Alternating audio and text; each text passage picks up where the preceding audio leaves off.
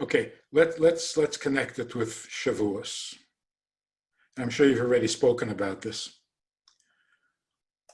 The Gemara, the sages make a big deal about the fact that Sivan, the month in which Shavuos happens, is the third month.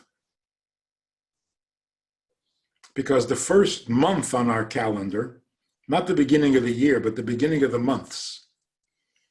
The beginning of the months is Nisan, the month of Pesach. And we are now in the third month since Pesach. So it's the third month, very significant. It's also significant that Moshe, who brought the Torah down from heaven, was one of three children. He wasn't the third, well, he was. He was the third of the three children. And he gave the Torah to a nation that is made up of three, Kohen, Levi, Yisrael.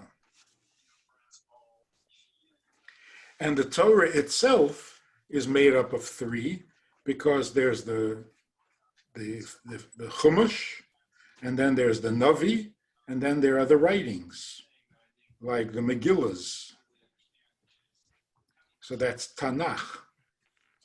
So it's the third month, it's given by a third, Moshe, who is the third, to a people who are made up of three, and the Torah is made up of three. And then there are more. The number three appears more in connection with the Torah, more. But what is the big deal? Every number has some significance, but the significance has to be essential and descriptive of the Torah. Otherwise, what's the difference? So what does the number three represent? So for all practical purposes, the number three represents relief. Because when you have one and two, you have friction. You have conflict. Not necessarily a nasty conflict, just two options that don't tolerate each other, which means that you have to make a choice, either one or two. Because if you choose one, then two is out. If you choose two, then one is out. And that's a little tension, a little friction in your neshama.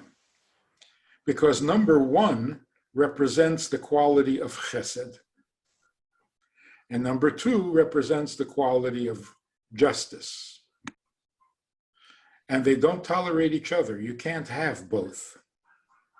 So if you try to have both, you end up in conflict. You're torn. You're conflicted. Because kindness says everyone should have everything. And it's not just wishful thinking. It's an instinct. Everyone should have everything. So if you see someone lacking something, or even if you see yourself lacking something, it disturbs you. Kindness can't stand deprivation. So when you see someone is deprived of something, it really disturbs your neshama.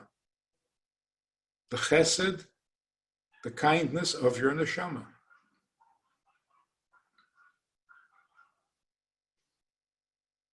The other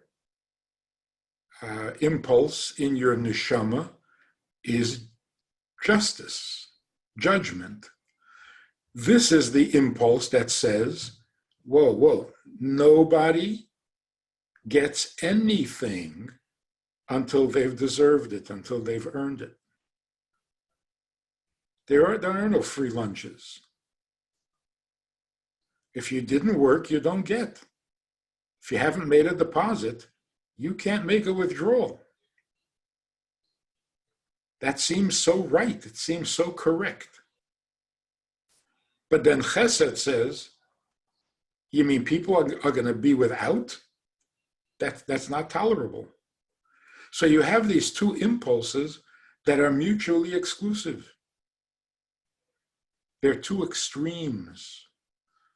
Kindness says everyone should have everything, and judgment says no one gets anything until proven otherwise. So just by our very nature, we have conflicting impulses. You see this in the physiological construct of the body, because the body is created in the image of the soul. The soul is created in the image of God. So in the body, we see that you have your head is in the middle. But as you go down the body, your shoulder extends off to the right, and the other shoulder extends off to the left, opposite directions. So you have your right arm and your left arm. The right arm is chesed, the left arm is gvura. The right arm says, give everything to everyone, and the left arm says, no one gets anything until they've earned it. Those are extremes. Never the twain shall meet. So we need relief. Or as Hasidus puts it, we need peace. We need to make peace between the two extremes. The third attribute, number 3, represents relief. So the number 2 represents conflict. Number 1 represents exclusivity, only, aloneness. So 1 is alone, 2 is conflict, 3 is peace or relief. Now, how do you make peace between two opposites? In yourself, with others.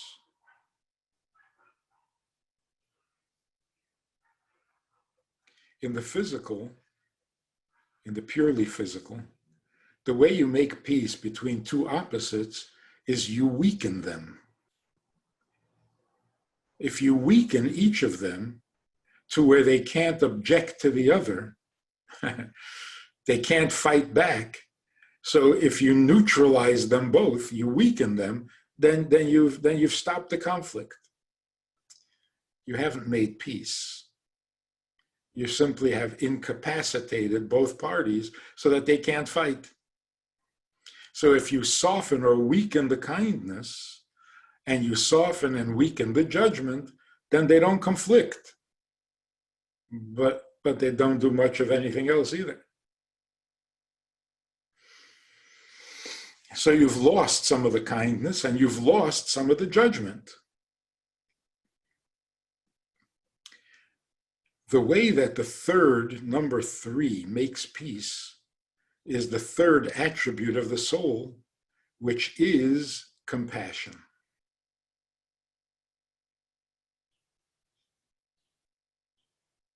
It's also called emes. Number 3 is true. Number 1 is an extreme. That can't be true. It's real, but it can't be true. Number 2 is another extreme. That can't be true. Because truth has to be inclusive, not exclusive.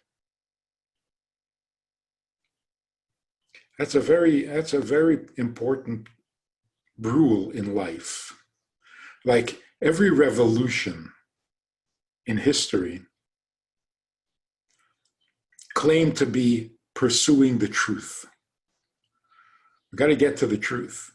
But in order to get to the truth, something has to be eliminated.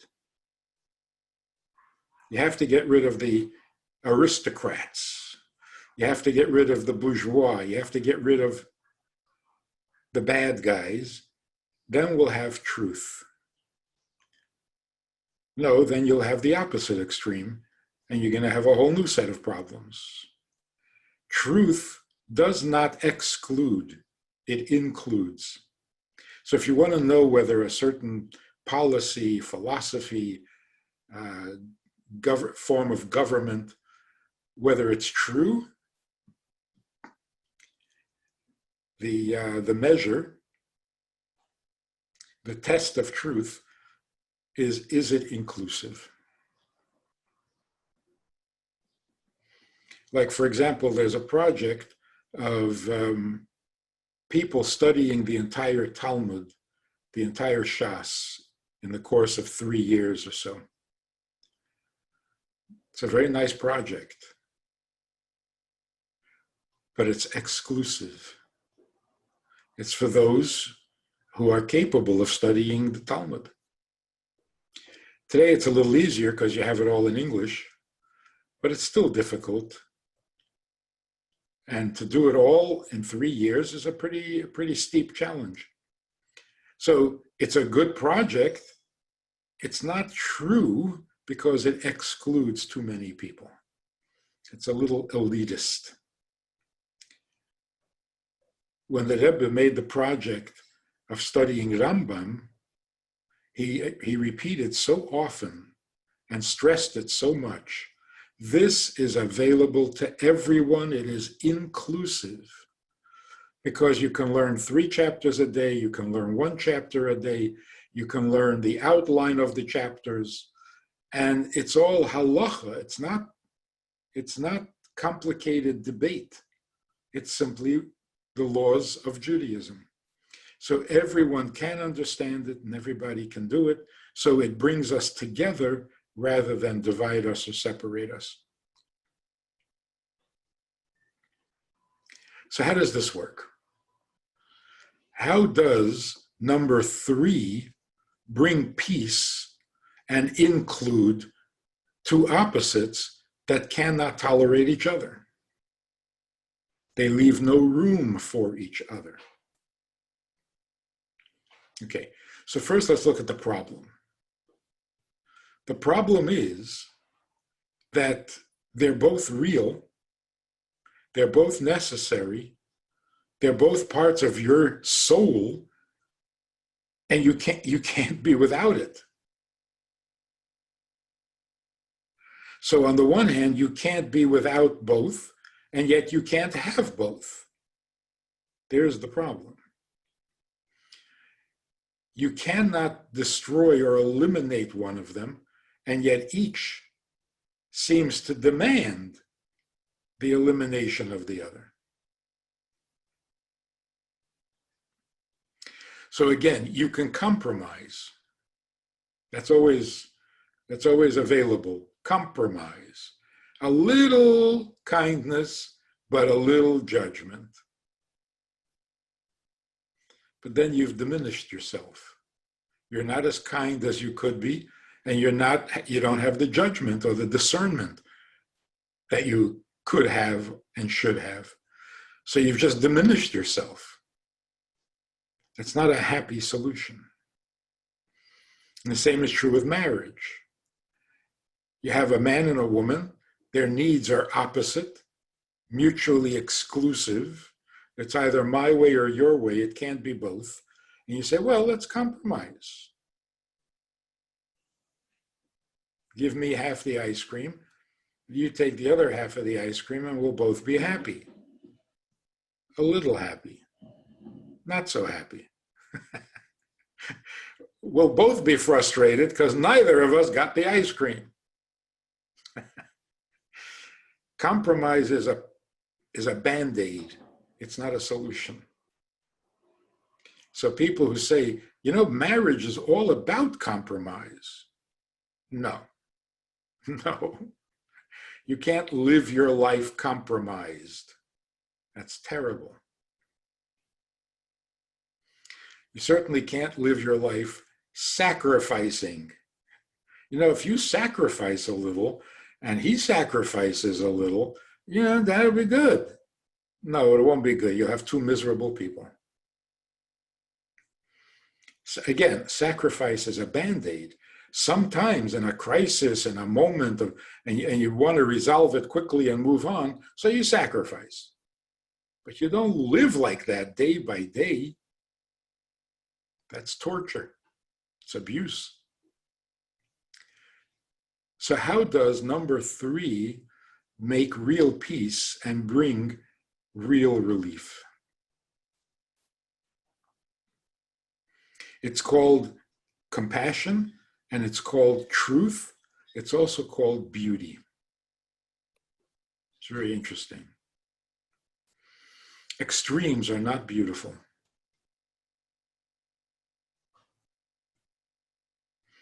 You take a beautiful nose, a really beautiful nose, perfect, and stick it on your face. It won't make you beautiful. It'll look grotesque. Beauty is a harmony where the extremes work well together. That creates beauty. So when all the parts of your face work with each other, it's beautiful. Take each part by itself, not so beautiful.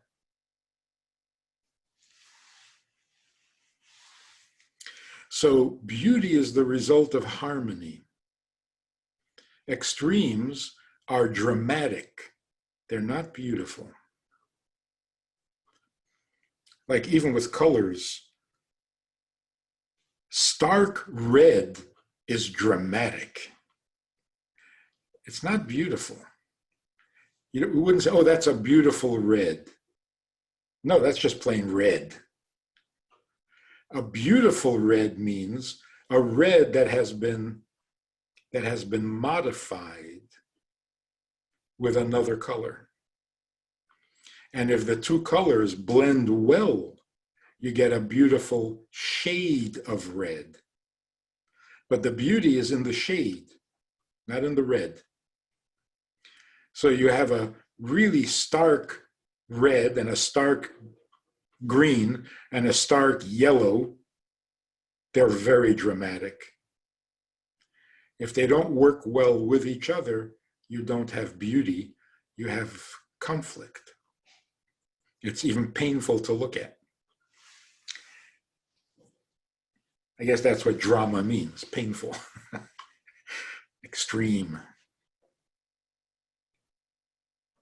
So this harmony does not come by weakening the first two or the two components, because then it wouldn't be true harmony. It would be surrender.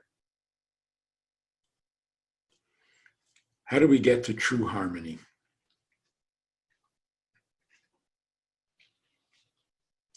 Let's say you have two opinions.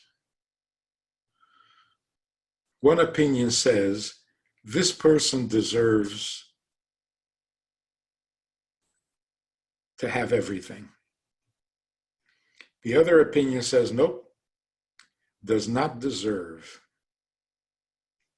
How do you make harmony between these two opinions?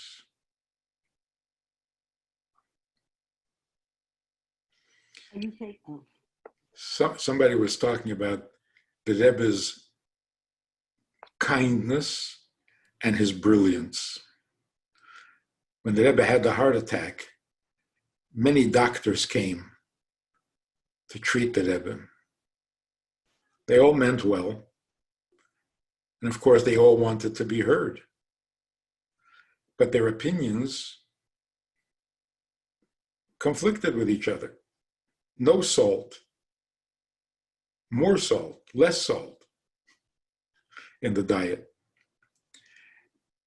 So the people who were there marveled at how the Rebbe accepted all their opinions, made them all valid, and then did whatever he wanted. Whatever he thought was best. But every doctor walked out thinking, the Rebbe accepted my prescription. How did he do that?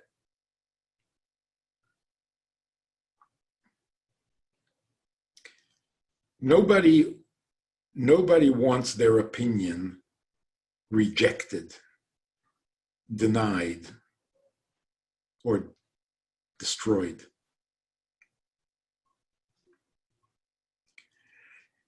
You have to be very egotistical to insist that it has to be all your way. You just don't want to be unheard, denied, and destroyed. What the third ingredient, the third quality in your soul does to bring harmony between the two extremes is that on the one hand, it says to both impulses, you're right. And then on the other hand, no, simultaneously, it says to both opinions or both impulses, you're wrong. You're right, you're validated, your existence is necessary, correct, and valid, but you're wrong.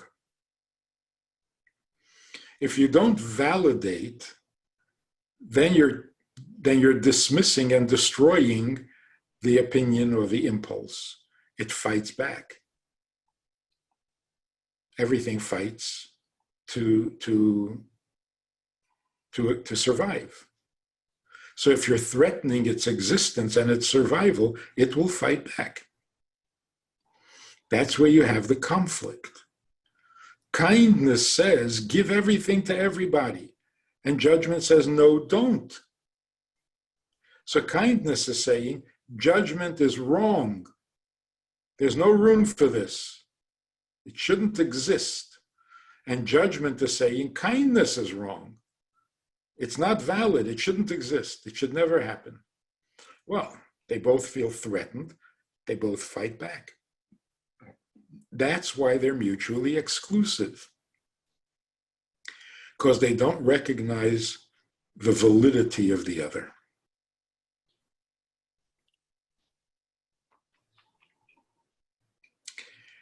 The third quality is compassion. What does compassion say? We have a guy committed a crime. He was hauled into court, and the jury came back with a verdict. Man is guilty and should be in jail forever. Now, kindness is very upset because in kindness, there's no such thing as a judgment. Everyone should have everything. What do you mean you're going to put him in jail for the rest of his life? That's not acceptable.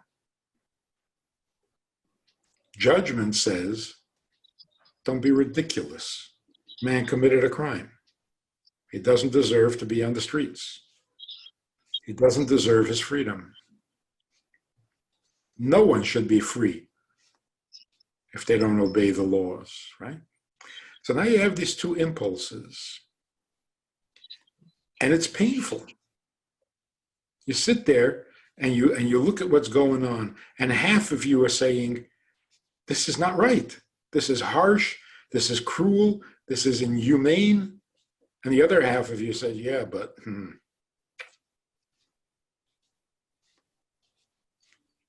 he actually deserves a death penalty.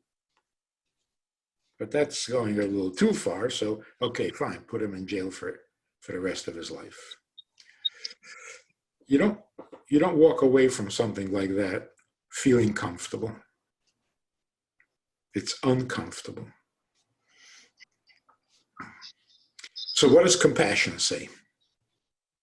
Compassion says, give the guy a break. Give him a break.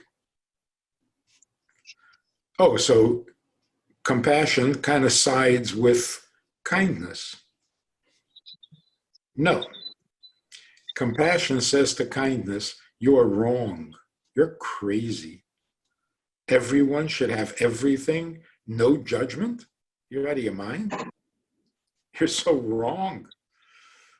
Way too liberal, permissive. So then the kindness says, oh, so you're agreeing with the judgment? Compassion says, no, judgment is so wrong. It's so harsh. It's not livable.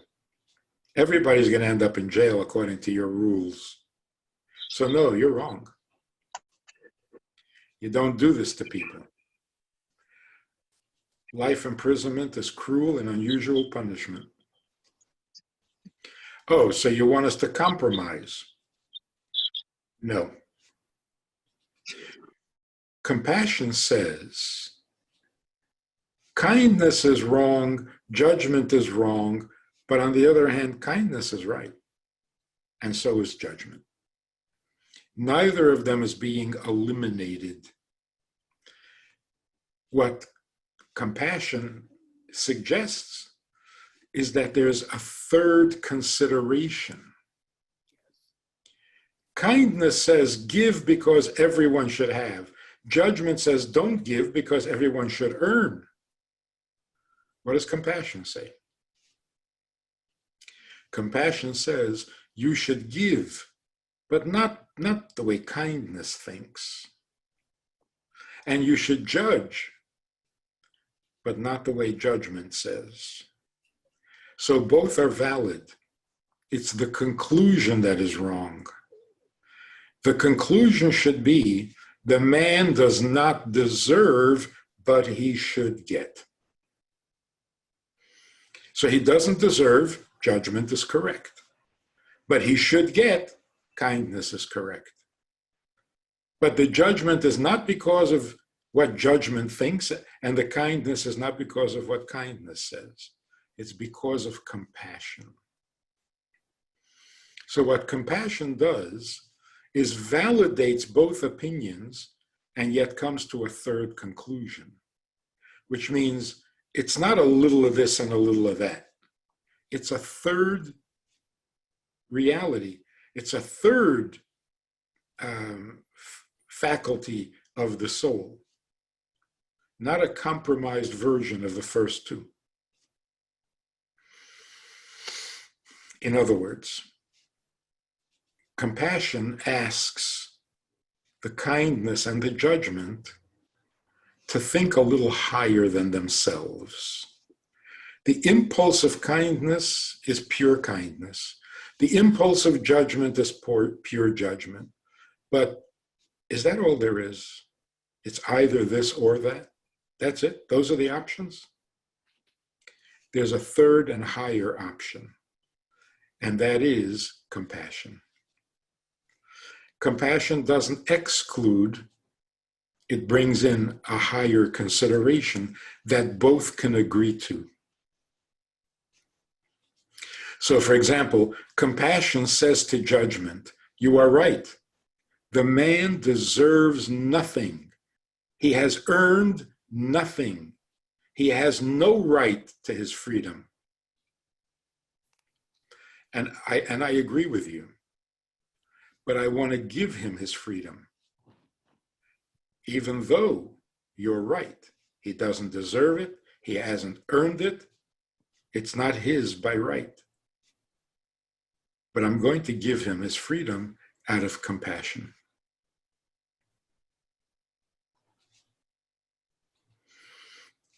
Compassion says to kindness, you're right, he should have everything,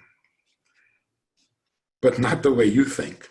Like everybody should have everything. No, he should have because he's in such a bad predicament. Compassion. Give him a break. Not give him kindness. Give, but out of compassion. And judge, but don't punish. So it introduces a third possibility, a third reality that is higher than the other two and therefore can embrace both. And neither of them are threatened. He's not dismissing kindness, invalidating it, and he's not dismissing the judgment and invalidating that. Okay, let's sum it up. The way that you resolve conflict is by introducing purpose. Mhm. Kindness is an impulse.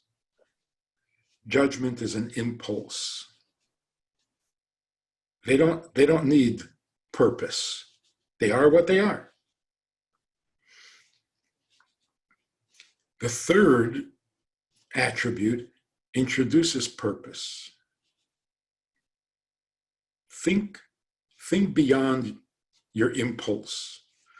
Okay, let's say you have judgment and you decide the man should be in jail forever. What's the purpose? What have you accomplished? You've destroyed a life. You're right, he doesn't deserve all the privileges of life. But no life? What's the point? What have you accomplished?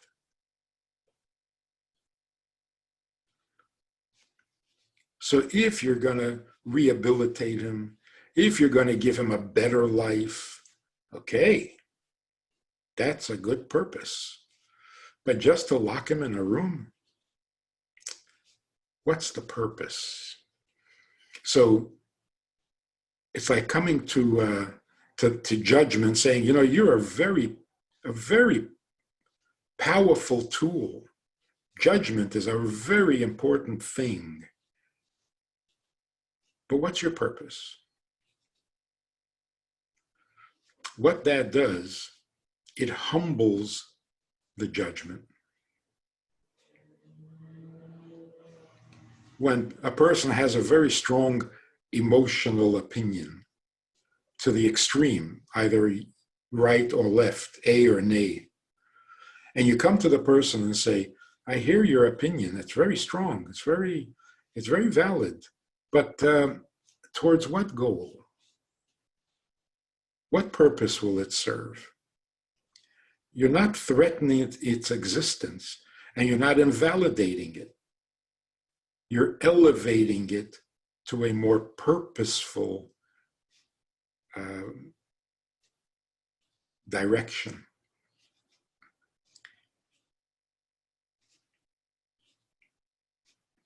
That's why it's called emes, because not only does it not invalidate, it ennobles. When judgment serves a purpose, the judgment has been elevated, ennobled, and it has been humbled. Now, it's not as resistant to the kindness. And the kindness has been humbled because you ask the person who is kind, what's your purpose? Let's say we go with you because you have a very valid point. Everybody should have everything. How do you create a world and then deprive people? Of course, everybody should have everything. But if that were true, what kind of world would we have? What would the purpose be? What purpose does that serve? It humbles the kindness. When you ask a person who is very proud of himself, say, so where are you going with this? What are you going to be when you grow up? You have a great talent, really impressive. How are you going to use this towards what purpose? You've humbled it. You haven't destroyed it, you haven't threatened it, you've humbled it. And at the same time, you've elevated it. You've ennobled it. Now it's looking for a purposeful result, for a productive outcome. But here's the beautiful part.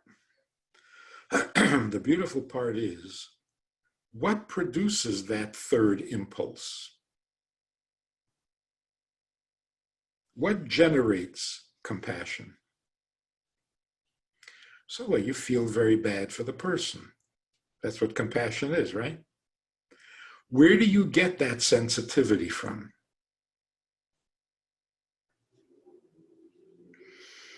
The guy who demands kindness doesn't have that sensitivity, and the guy demanding judgment doesn't have that sensitivity.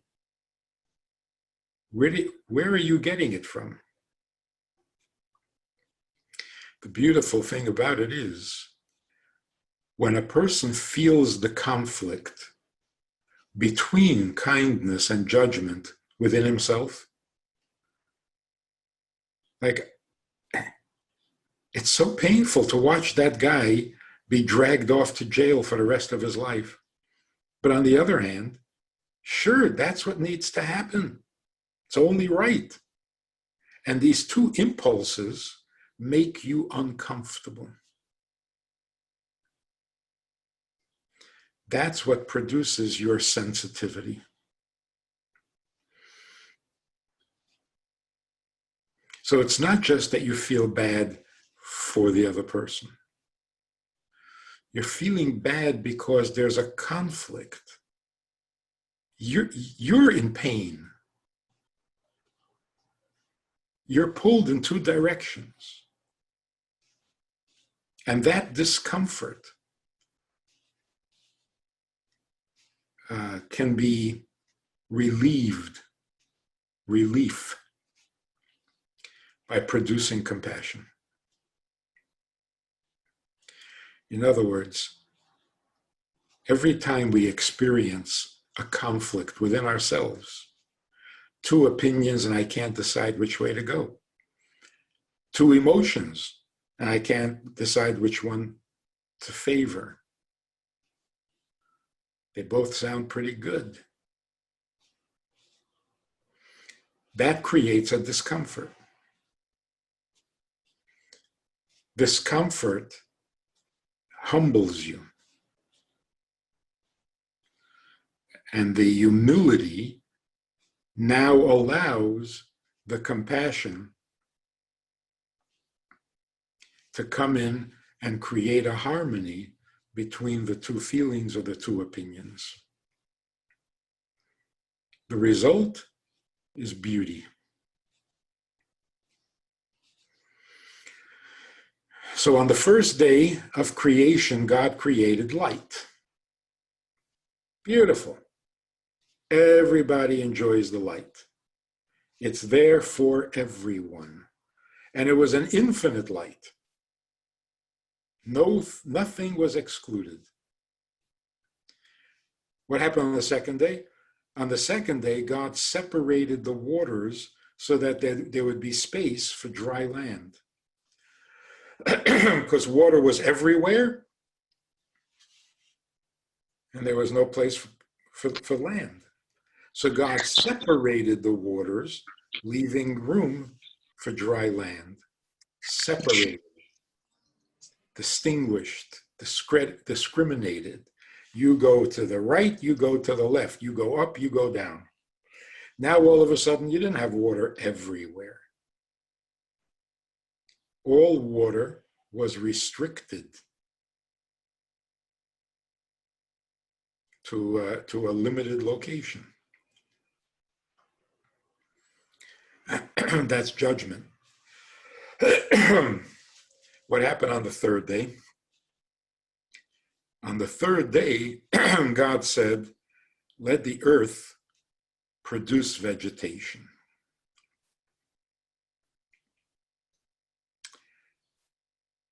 The earth became beautiful. So look what happened. On the first day, God created light. What did that produce? Nothing. There was light. In fact, that's what the Torah says. God said, let there be light, and there was light. On the second day, God said the water should separate. So they separated. Nothing had been produced. The light didn't produce anything, it was just light. And the separation didn't produce anything, it was just separation. On the third day, the earth gave forth vegetation. So what did the third day introduce? Beauty, because without vegetation, the earth is not beautiful.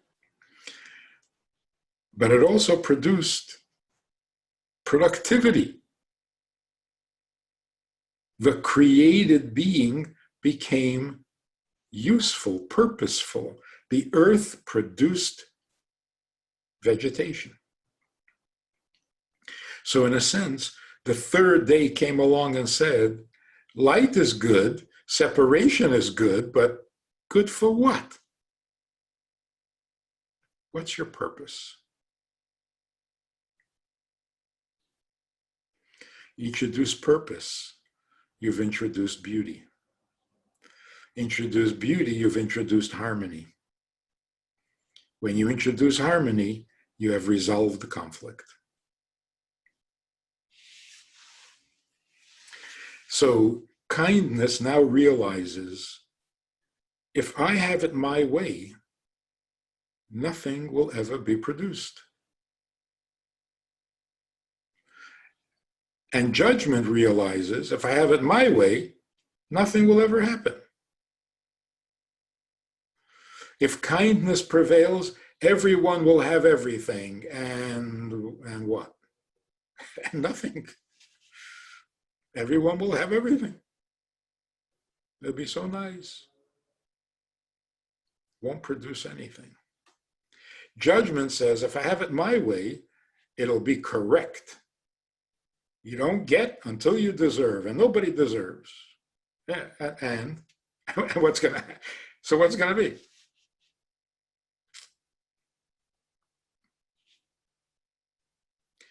So the third month of the year is the month in which Torah is given. What is the point? The point is, you had 2 very good months. One of them had this great, fantastic miracle of miracles, the 10 plagues, the splitting of the sea. Nice. The next month had nothing. We just counted the days. The third month comes along and says, okay, let's start being productive. Here are the mitzvahs, go to it. You now have a mission, you have your marching orders, you are now productive creatures.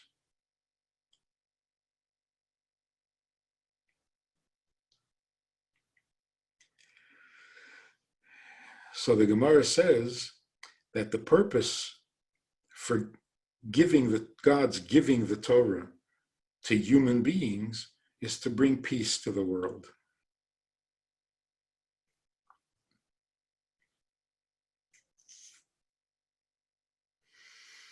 There are people in the world who think that everyone should have everything for free. God should provide everything for everyone. No need to deserve. God is kind. There are also people who think nobody deserves anything. We're all guilty.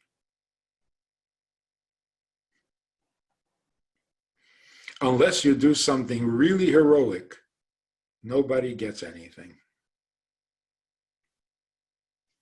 And so we have wars. If you think about it, that was the argument or the debate that led to every revolution. Government should provide everything. No, government should, it just goes on and on. Between chesed and gvura. You're too liberal, you're too permissive, you're too harsh, you're too restrictive, you're too controlling, you're a dictator. And the result? Bloodshed. That's always the result. Torah comes along and says, you're both right. You're both valid. But towards what end?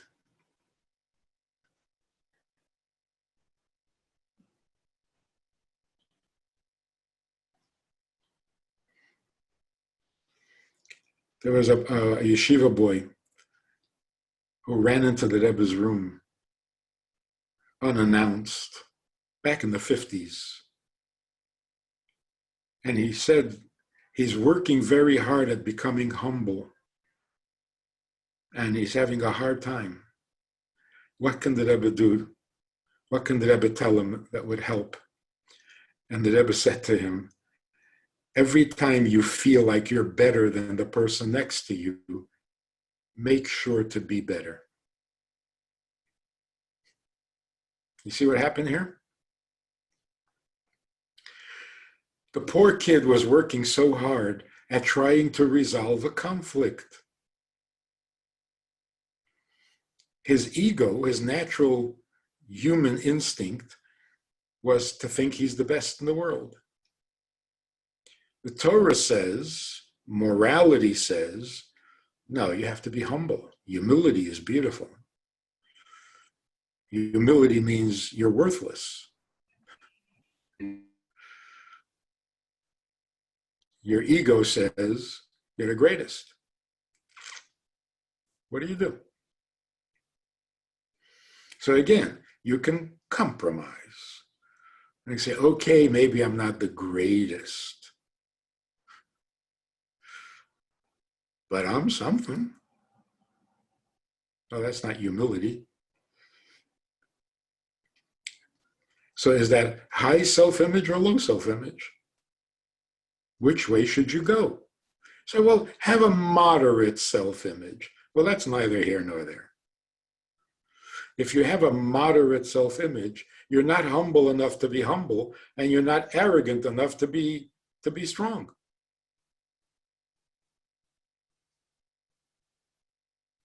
What did the Rebbe say? What do you do in this conflict? You feel you're better than the next guy. Oh, that's got to go. That's bad. That's arrogant. Yeah, but if I'm not better than the next guy, then what am I good for? So you see what the Rebbe did?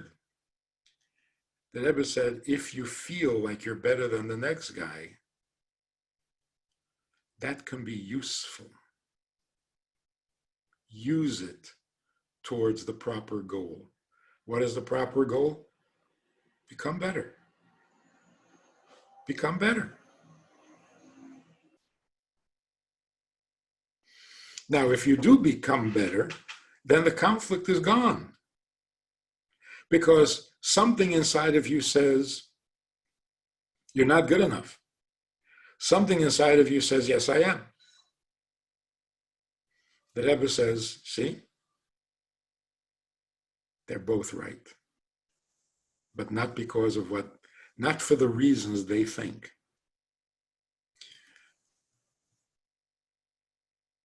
When you introduce purpose, everything gets to serve that purpose.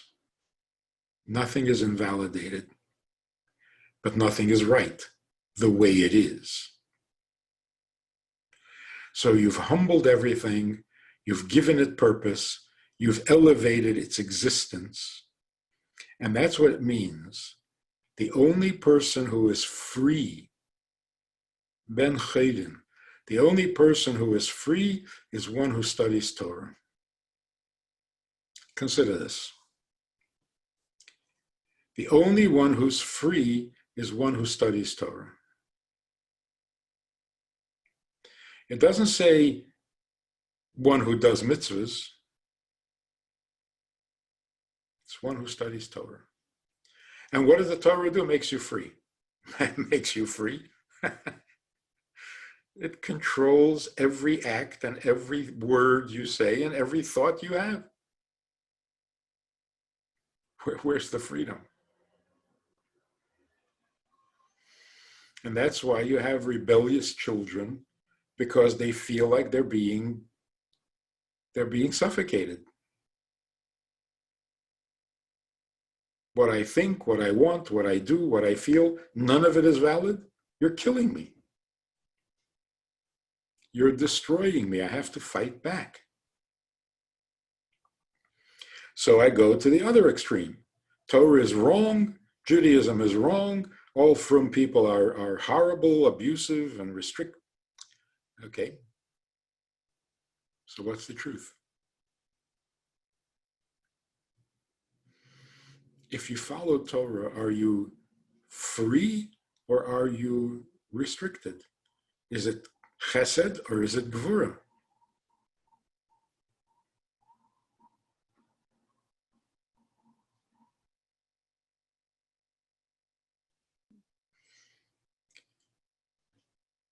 I was invited to speak to a group of teenagers from a Reform temple in Long Island. This was when I was still in yeshiva. The event was happening in Williamsburg, at the Williamsburg Y. When I got there, they were already in the middle of their program, and a Williamsburg rabbi was talking to them about Judaism. When I walked in, it was just in time to hear one of the students say, "So, is there anything you do for fun?" So, from the question, you can imagine what impression they had gotten of frum Jews. Like, is there anything you can do that isn't pressure and restrictive religious obligation? And this rabbi said, "Oh yeah, sure. Well, we're allowed to go bowling." These kids were pretty sophisticated kids, and they like looked at each other and like, pathetic, like, really? Wow, you're allowed to go bowling.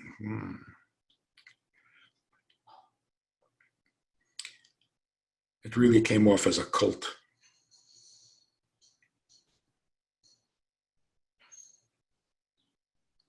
So I had to undo that whole impression. If you live by Torah, are you liberated or are you totally controlled?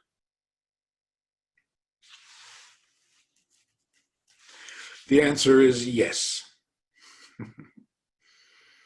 And no. Yes, you're liberated. No, not really. And yes, you're totally controlled. But no, not really. So what's the truth?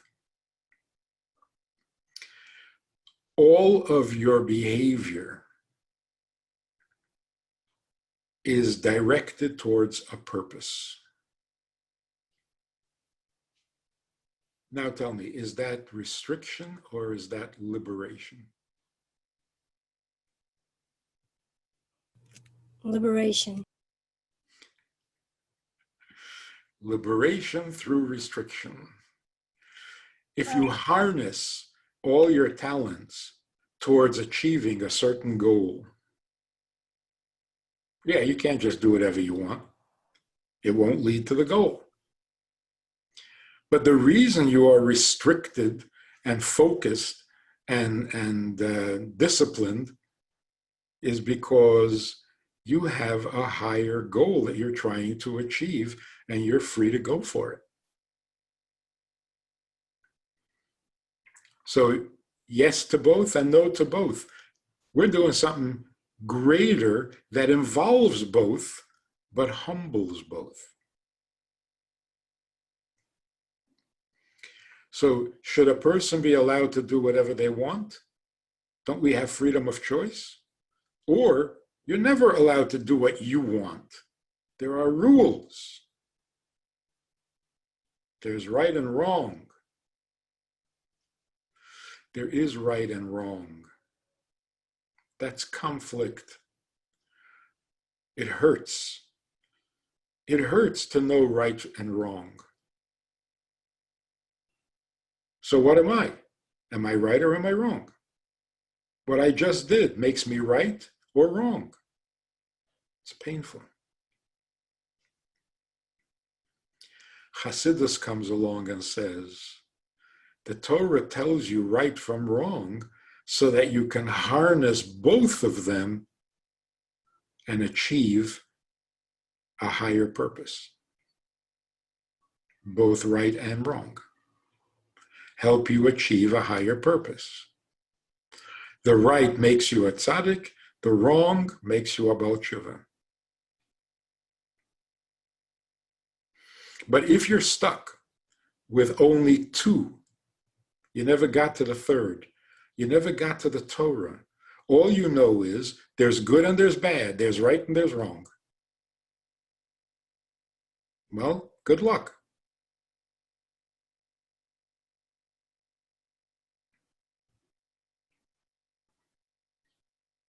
There's pleasure and there's pain. How come?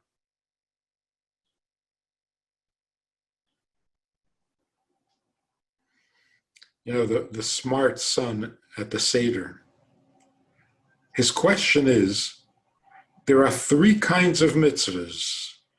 Some make sense, some don't make sense, some kind of make sense. And he's asking why, which means he's in pain.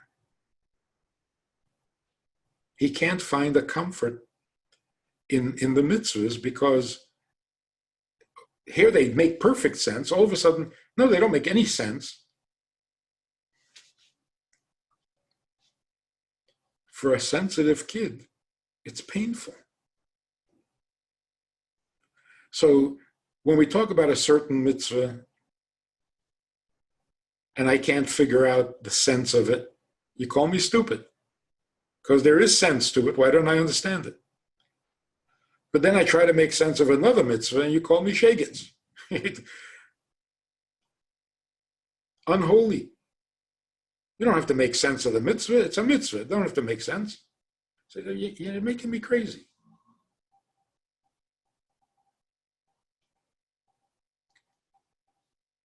One minute you tell me I'm so smart because I ask good questions when we're learning and I understand what I'm learning. And then all of a sudden you turn around and tell me to stop asking questions and just do what you're told. I don't know what you want from me. And even internally, I have no complaints to anybody, but internally, what am I supposed to do? Is it right to make sense of the mitzvahs or is it wrong?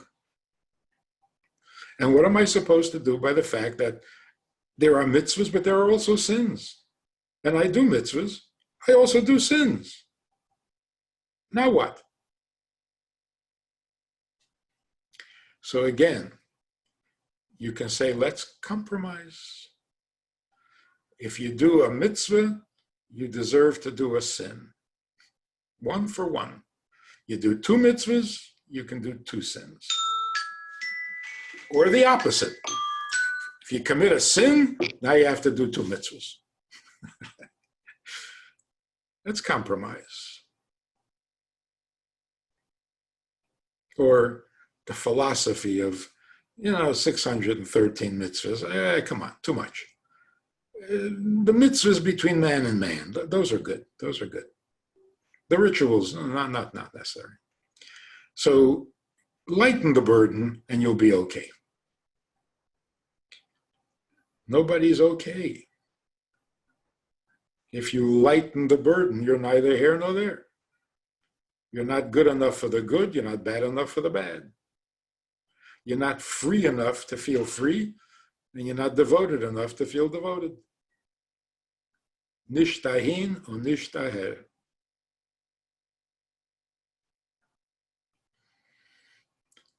So the sages say, Torah came into the world to bring peace, to bring relief.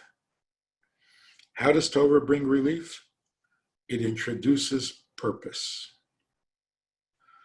You can't just have a world of conflict, a world of up and down, right and left, light and dark, bitter and sweet,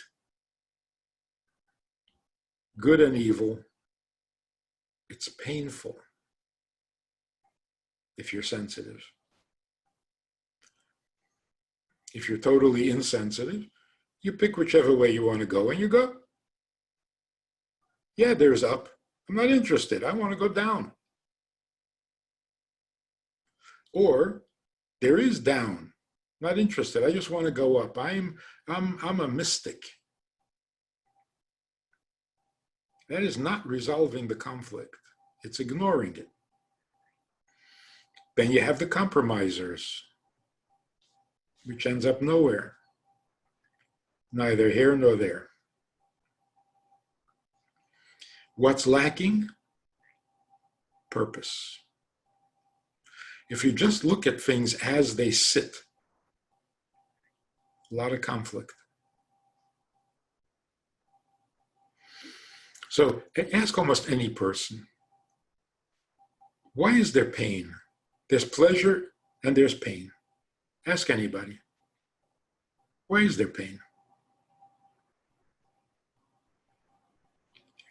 Knowingly or unknowingly, everyone will come up with pretty much the same answer, generally.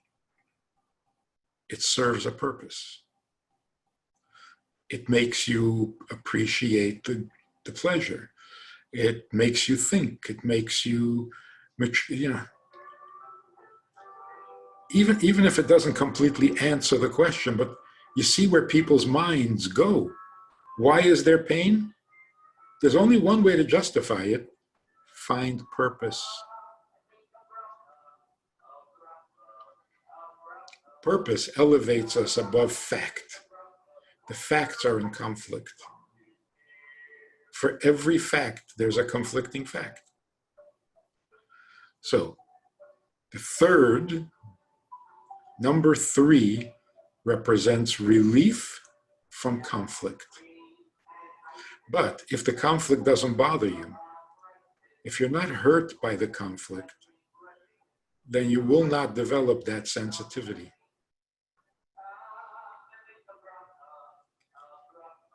That's the beauty of it.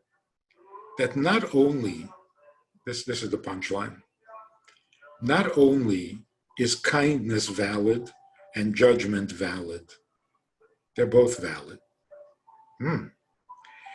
Even the conflict and pain that it causes is valid because it has a purpose.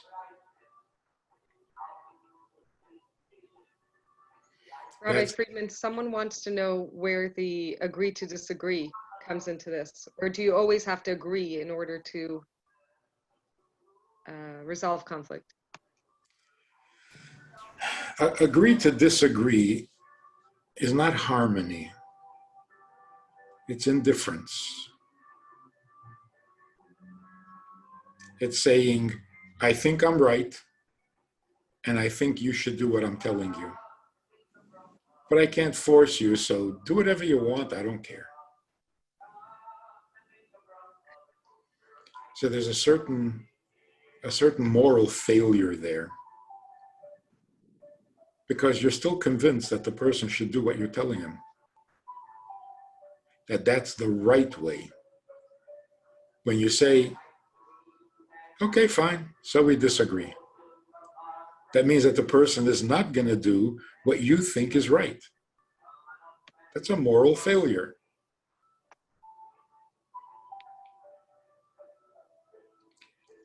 It's a ceasefire. It's not peace. It's not harmony. Rabbi, is the ice cream truck outside of your window? Yes, you want one? It is. Okay, no, it's just that a lot of people are concerned that we're not muting properly. I just want to clarify, we live in a very dynamic neighborhood, and we have an adorable little ice cream truck that comes around. So it's right now singing in Rabbi Friedman's background, come and have an ice cream and say a bracha. So please enjoy that and try not to have that distract. You see, that is a perfect metaphor. Is ice cream good or bad? It depends how you use it. Good. What's the question? Is ice cream good for the kid or bad for the kid? Should kids have ice cream? Should there be an ice cream truck? It's too physical. It's too indulgent. It's too. But on the other hand, what? You're not going to let a kid have an ice cream? What about an adult? So this little song they're playing is perfect. It's an ice cream truck, but what they're saying is, "Come and make a bracha." You see? It's not the ice cream, it's the bracha. Who can argue with that? See, that's how you make peace.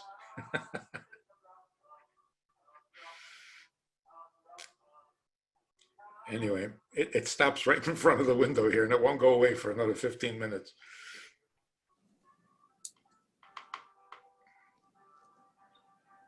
So let's celebrate Torah. And the celebration this year should be Torah is right, Torah is good, Torah is holy. But that only creates conflict. Torah is holy, then there's the unholy. Torah is beautiful, and then there's the ugly stuff.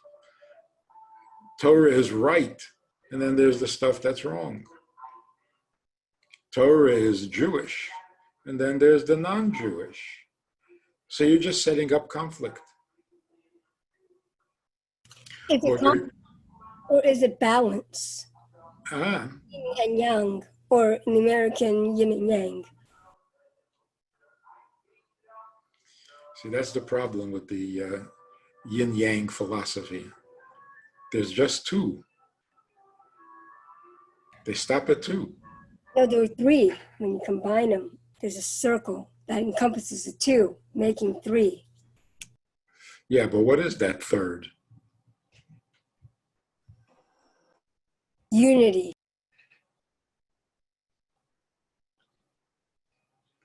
It sounds nice. Balance and harmony. Balance and harmony. Beautiful concept. It allows both of them to evolve within unity. Right. It sounds very nice. It's like a man and a woman are yin and yang, and to bring them together, lock them in a house. Put them in a circle. It'll be good. It'll be good. They'll have harmony. No, they won't. They'll compromise, maybe. But how can you get people to a shared purpose? Well, the purpose has to be bigger than both of them. If it's the purpose of one, but not the purpose of the other, then you've just added more conflict. That's why we call it a higher purpose. Higher than what? Higher than other purposes? No. Higher than the reality. The reality is yin and yang. The purpose is higher than yin and higher than yang. It's the purpose of both. They both serve the same purpose. But what is that purpose? So in the Eastern philosophy, the purpose is harmony. It's a nice word, but we are very different, but let's be the same. Nice, yeah, nice. Try it. Go for it. Can you relate that to family? Like, for example, if there's been conflict and you've forgiven someone in your family, but they refuse to speak to you still. Well, it works in family, like husband and wife may have a disagreement, but if they stop and think what's best for the children, there is a higher purpose, and their differences are not as sharp. As long as they both serve the same purpose, what's best for the kids. The problem is when the conflict is precisely that.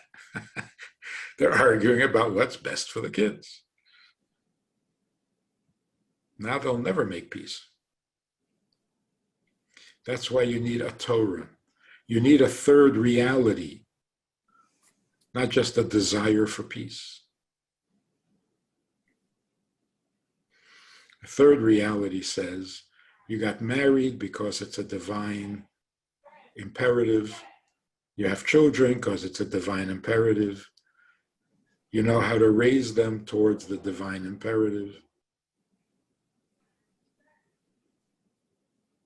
So that's why, to put it in practical terms, What does Torah tell us that brings harmony to the world? In simplistic language, Torah says, you know what you want, and you know what you want, and you're in conflict. You want to know what God wants? That's how you resolve the conflict. A higher will than the will of the two of you. You want this, you want that. They're both pretty valid, both right, both real. You want to know what God wants? That's the Torah. So when we're both devoted to the same purpose, to the same goal, we find ways of using what we have, our differences, the yin or the yang. We find how that can serve the higher purpose. Because it's higher, it includes all possibilities. So kindness, yes, can serve God's will, and so can judgment. Because God's will is big enough to use both. What about family members that don't have Torah in their lives? We got problems. We got problems. And the main problem is not that they have conflicting personalities. It's that they have conflicting values. Right. Now you really can't resolve this. And the ultimate question, Rabbi Friedman, since when have frum Jews ever agreed on what God wants? See, that wouldn't be such a problem either. Because as soon as you're interested in what God wants, your personal conflict is resolved. Now you're debating God. Now you're arguing Torah. It's an improvement. Well, let's think of it this way.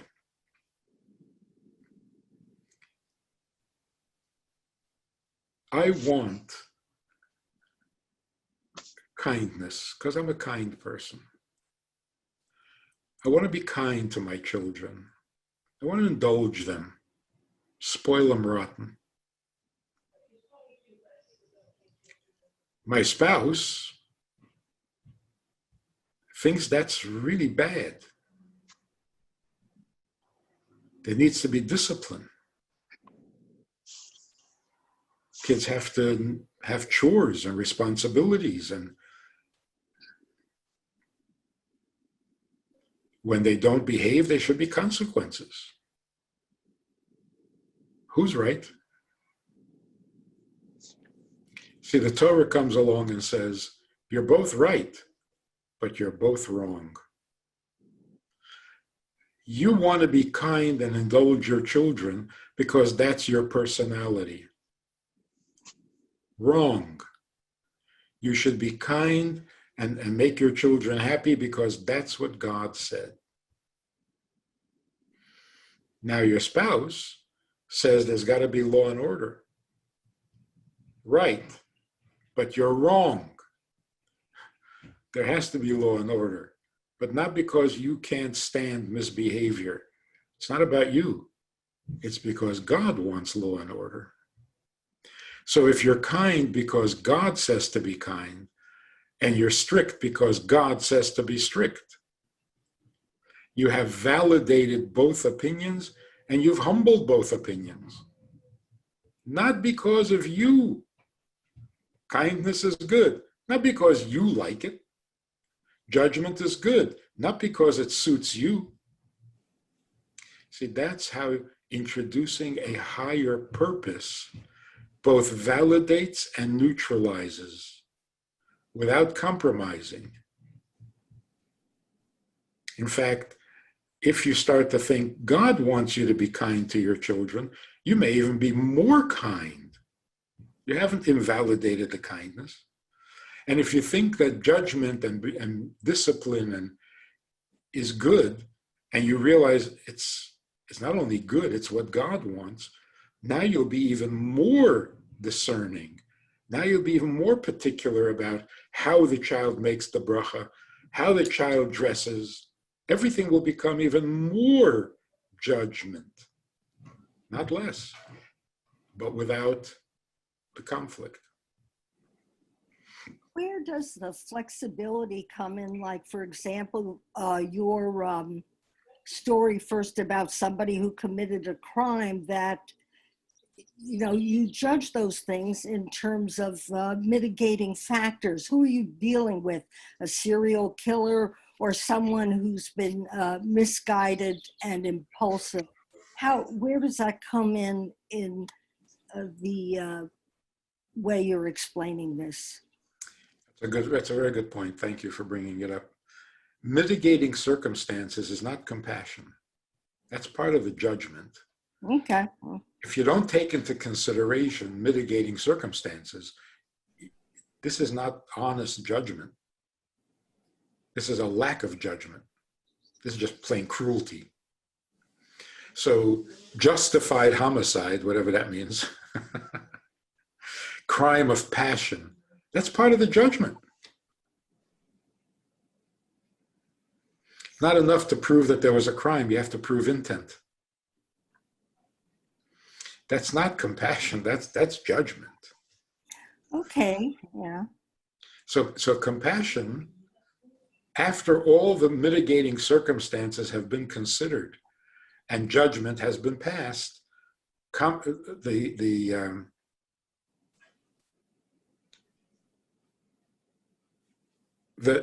pain, the discomfort in the suffering that it's causing, and the lack of purpose. The judgment is correct, but what are you gaining from this? So compassion says, yes, but isn't there something better we can do? Can't we rehabilitate him? Can we give him another chance? I'm not disagreeing with the judgment. So the judgment feels validated. I'm not saying the judge is a bad person. The judge is right. And there should be judges, and they should judge people. And then after the judgment, you have to ask, so what's the point? So you send people to jail. What's the point? Well, I see what you're saying, but I mean, for example, a serial killer or people who are serial anything that causes harm for other people, maybe you don't experience that conflict, that a judgment isn't too harsh, you know, that he would be protecting society and he should be locked away forever. Yes. Okay. Yes, there are people who don't deserve compassion. Yeah. Okay. Not only don't they deserve freedom, they don't even deserve compassion. So are you saying that those people that go to jail that are serial killers or rapists or whatever don't deserve to live in the means of that's been set up for them, but to have compassion, to be able to have Torah or a life there, knowing that they're never going to go anywhere, but people to be kind to them? I mean, I think that's compassion. And I think that's... That compassion they do deserve. Right. But, you know, somebody once said, there are people who don't deserve compassion? Oh, what a pity. I mean, who needs more compassion than the guy who doesn't even deserve it?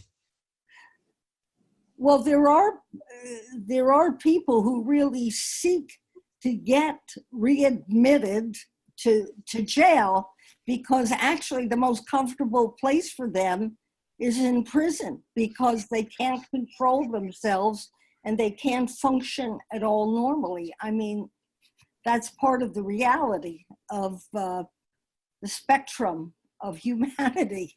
Yeah. So again, the judgment is correct. and the punishment is necessary, that doesn't preclude compassion. It's very sad that this has to be. Can't we find an alternative? Isn't there some way to heal the person? If there's anything to heal. Some people, there's just nothing to salvage. It's like when you hear that Hitler shot himself, it's like, ah, no. No, the reaction is, what took him so long? Had he shot himself 3 years earlier? But what if, oh, sorry. Go ahead. I'll go next. What if a couple have a higher purpose, but they fail in getting there?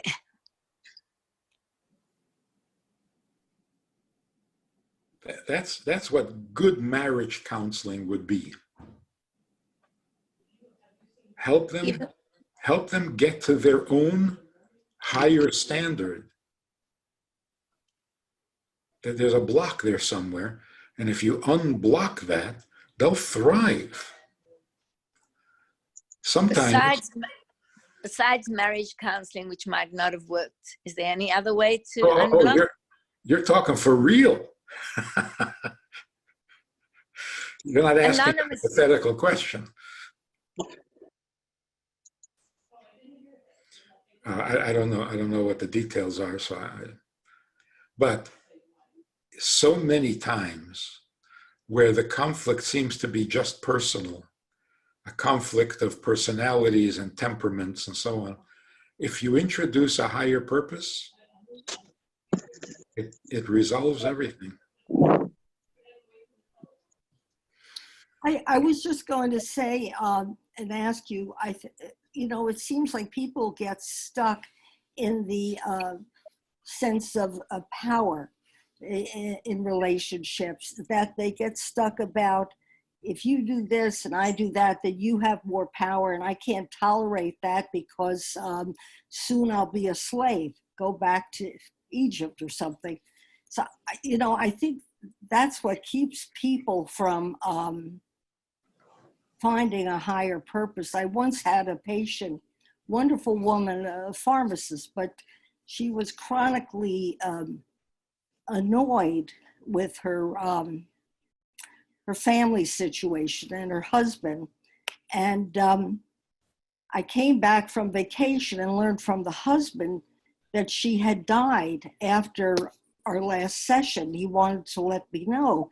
And then he said to me, what did you say to her the last session? Because I've never seen her happier. She came home so content. And then the next thing, she was preparing for our daughter's wedding, and I found her dead on the floor from an arrhythmia. And the only thing I could think of I said is, because she was focusing on her marriage, I said, your life is bigger than that. You're doing, who you are is not just about this current or tape that keeps going around and round, that you have more to you than that. That's all I said that I could think of. But it was a very strange thing in the course of my practice. So in effect, you were saying to her, yes, you're right, but not enough right. Yeah.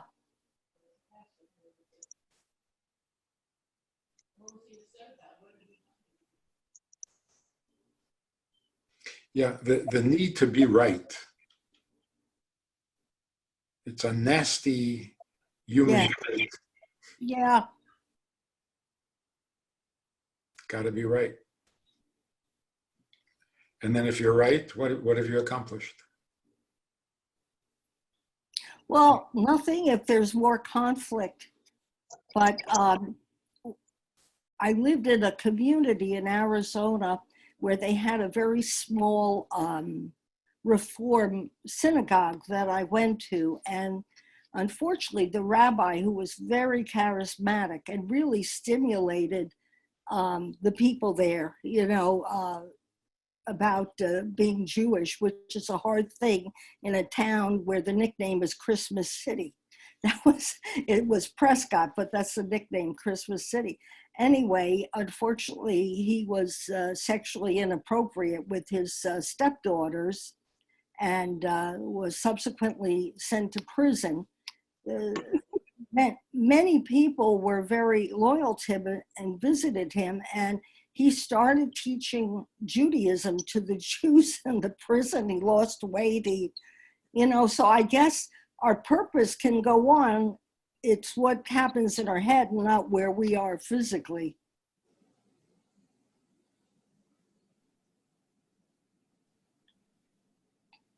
Higher purpose is higher. It's higher than any restriction. It goes wherever there are people, wherever there's life, there's a higher purpose. So what's Hashem's higher purpose in doing the coronavirus around the world? And what are we supposed to be doing? I mean, all I'm hearing is we're not doing enough, we're not doing enough, we're not doing enough. And it's like, well, I don't know what else to do. This higher purpose, do you know, you get where I'm coming from here? Sometimes higher purpose means higher than we can understand. Okay. And we shouldn't try. It's really not only pathetic, but nasty when people start listing all our failings. It's because of this, it's because of that. It's not. Stop trying to be a prophet and don't put words in God's mouth. Well, also, Rabbi, isn't it good? I mean, we shouldn't be thinking about Hashem's purpose in the pandemic, but what our purpose is. No, for sure. Yeah. I have a very good example of what you were talking about. I know somebody who's a judge, and there's a man who has committed fraud multiple times, and the case is coming before the court. And it's basically going to go based on how the lawyers argue it, but we kind of know ahead of time that he's guilty because all the evidence is there. So let's say he's proven guilty. The decision then becomes, do we put him in jail to protect society at the risk of him losing his life, catching COVID in jail? Because if you let him out under supervision, he's the kind of person that will keep committing the same crime over and over again. If he can't do it in person, he'll do it over the internet, over the telephone. Very creative type of fraudster. It's that the dilemma of when you give a prisoner, a murderer, a lethal injection, do you first have to swab the site of the injection with alcohol so that he doesn't get an infection, God forbid? Well, I don't know if we have that. Like, it's easy to judge badly against a murderer that you say he doesn't need compassion, but I don't even know what Jewish law says about capital punishment, but certainly somebody who commits what we call white-collar crime, yeah, there's might be more room to be lenient. Oh, there's a very good argument that prison is the worst possible punishment, or prison in general needs to be reinvented. We also have to consider who they are and how they started. Did they start off a bad person from the get-go, or were they someone who was a good person and was traumatized, abused, and trapped for so many years, and now they're finally out, and now there's reasons for them to be upset and vengeful, and they have very extreme, valid reasons for having this drive to want to feel vengeance. And sometimes there are occasions, there are villains out there who they're villains because of what has happened to them. And as good of a person as they could have been, certain things will just finding someone you love, their decapitated head in a freezer, that would set you off too. There are things in life that sometimes are beyond I hate when that happens. handle. Sorry. I'll shut up. Well, I think that if this person is truly talented, he should be recruited for the CIA, and that would solve the problem. Oh, brilliant. You're saying put him It's in great office. to have that kind of corruption at the top tiers of our Right. government. Well, we do. He fit right in. Oh boy, I feel like we've gotten a little off track. Actually, we created a project for prisons, a course that prisoners can take and graduate in. And it basically is this topic. Being in jail means your life is over. Being in jail means your existence is restricted. Your life has not been changed at all, because life is about purpose. Does a person in jail have a purpose? Of course. Does a person in jail have the opportunity to make the world better? Yes. By making himself better, by making another person, the people around him better, by bringing in godliness and morality, which is really necessary in prison. So life has not ended, because the purpose, as we said before, the purpose is a higher purpose. And therefore, prison cells, bars, don't keep purpose out. Purpose is everywhere. And the result of the course on these prisoners is absolutely amazing. So prison can be a little more purposeful, productive, a little less destructive and harsh, but it'll take a lot of work to make that happen. So Yogdav is coming. Mentally, we have to get ready to celebrate it. What are we celebrating exactly? A good thing that happened 3,000 years ago? No, we're celebrating something that is happening to us today. The fact that we have the Torah and we can receive it. Kabbalas HaTorah. We can receive it. In other words, we can adopt it. We can live it. We can embody it. What is the celebration? Why is that so exciting? Because it's a relief. It brings peace into the world, beginning with peace of mind. All the conflicts, all the opposites, all the tensions that existence represents can all become harmonized when we introduce the purpose that the Torah instructs us in. How everything in life has a purpose. Whether it's how you run a home, how you run a business, how you conduct a relationship, there's a purpose. And the purpose ennobles everything by resolving the conflict. So I don't have to be one or the other. I don't have to be right to the exclusion of everybody else. I don't have to be better than everybody else.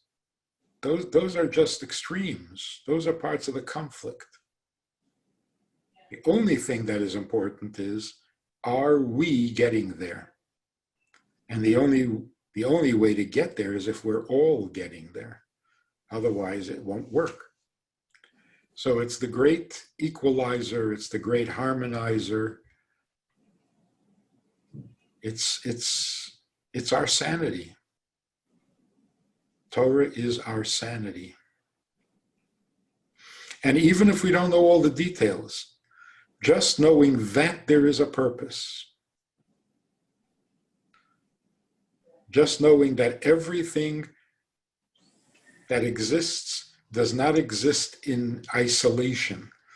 It's not stark, it's a blend.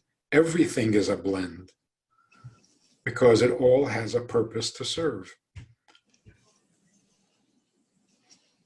You see the world as a more inviting place. Life becomes more inviting. Your day becomes brighter. Not only painless, but enjoyable. So if at the end of the day, you look back and you say, today, I made some progress. I contributed towards this vast eternal plan's fulfillment. I could do more, and I will tomorrow. That's a good conclusion of the day past. It's a very good preparation for the day coming. So there is what to celebrate when we receive the Torah. It really is our life.